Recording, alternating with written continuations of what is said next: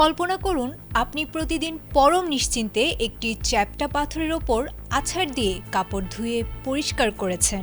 10টি বছর ধরে রোদ বৃষ্টির মাঝে সেই পাথরটিই ছিল আপনার সংসারের বিশ্বস্ত সঙ্গী। কিন্তু হঠাৎ জানতে পেরেছেন যে বস্তুটিকে নির্জীব পাথর ভেবে আপনি দিনের পর দিন আঘাত করেছিলেন সেটি আসলে ছিল কয়েকশো মানুষের প্রাণ কেড়ে নেওয়ার মতো একটি ভয়ঙ্কর অবিস্ফোরিত বোমা।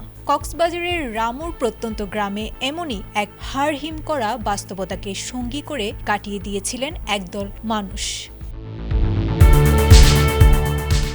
ঘটনাটি কক্সবাজারের রামু উপজেলার কাউয়ারখোপ ইউনিয়নের লট উখিয়াঘোনা এলাকার। শনিবার স্থানীয়দের দেয়া তথ্যের ভিত্তিতে পুলিশ যখন তচ্ছাখালী এলাকার ওই পুকুর পাড়ে পৌঁছেছিল তখন বেরিয়ে এসেছিল এক চমকপ্রদ তথ্য। এলাকাবাসী যে বস্তুটিকে 1 দশক ধরে কাপড় ধোয়ার পাথর হিসেবে ব্যবহার করে আসছিল সেটি প্রকৃতপক্ষে ছিল দ্বিতীয় বিশ্বযুদ্ধের সময়কার একটি শক্তিশালী বোমা। স্থানীয় সূত্রে জানা গেছে, প্রায় 10 বছর আগে পুকুর খনন বা পরিষ্কারের সময় পাওয়া গিয়েছিল এই বিশাল সিলিন্ডার আকৃতির বস্তুটি। এলাকার মানুষ এর গুরুত্ব না বুঝে এটিকে কাপড় ধোয়ার কাজে ব্যবহার শুরু করেছিলেন। গত 1 দশকে হাজারো বার এই বস্তুর উপর আছাড় পড়েছিল কাপড়ের, কিন্তু ভাগ্যক্রমে সেটি বিস্ফোরিত হয়নি।